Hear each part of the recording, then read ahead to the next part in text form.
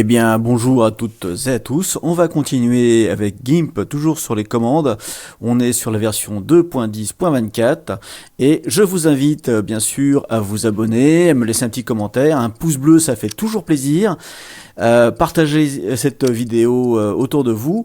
N'hésitez pas à regarder dans le descriptif de la vidéo, juste en dessous de celle-ci. Vous aurez le lien vers la playlist complète de ces tutoriels et bien sûr d'autres playlists sur lesquelles j'ai fait des tutos, Krita, etc. Donc n'hésitez pas.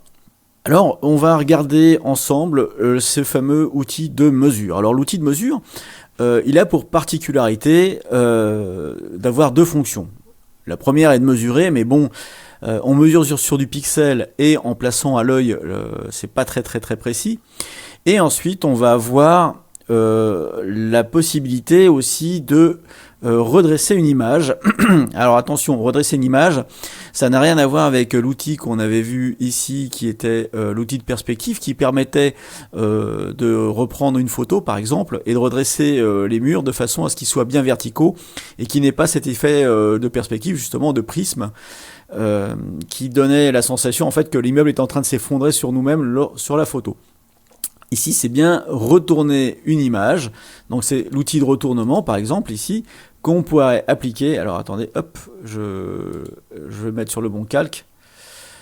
Par exemple, sur ce calque-ci, l'outil de retournement, ici, me permettrait de déplacer ici l'angle de retournement, tout simplement, et d'effectuer une rotation. Voilà. Donc ça, je vais le faire comme ça, à l'œil. Mais je ne sais pas trop si je suis allé vertical ou pas. Pour ça, il faudrait que je place une règle. Eh bien, GIMP met à notre disposition, donc je fais réinitialiser, j'annule ici l'opération. GIMP met à notre disposition cet outil ici, donc qui est l'outil de mesure.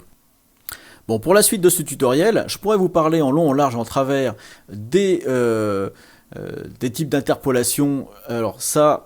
vous n'allez pas le voir par la suite. L'interpolation en fait va être nécessaire pour le calcul de l'image et la netteté de celle-ci. Alors je pourrais vous en parler plus tard, mais sachez que l'interpolation va lisser ici les contours. Alors pourquoi je vous parle de ça ?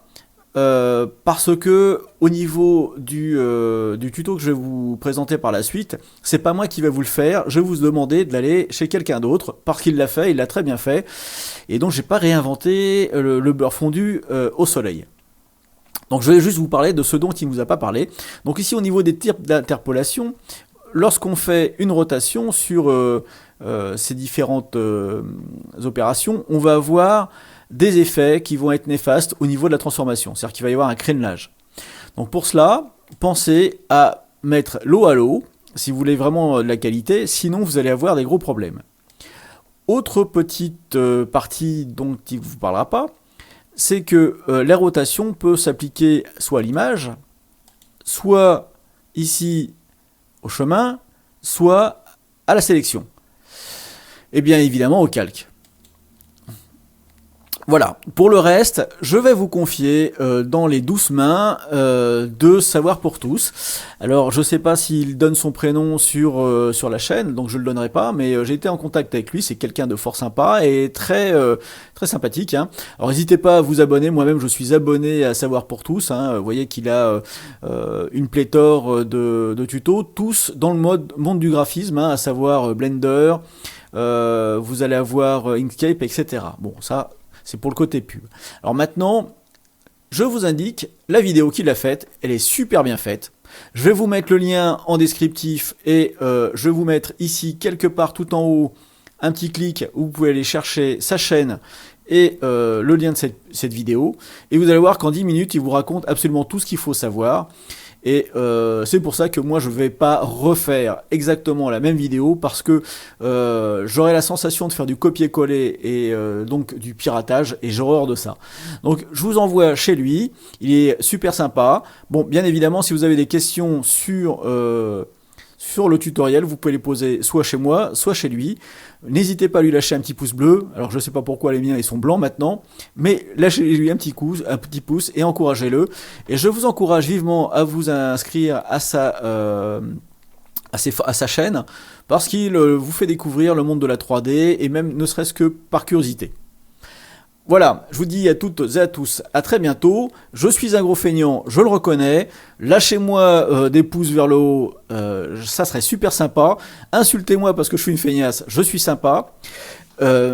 Mais j'en profite aussi pour vous dire que si je suis aussi rapide sur cette vidéo, c'est aussi parce que cette année je vais manquer de disponibilité.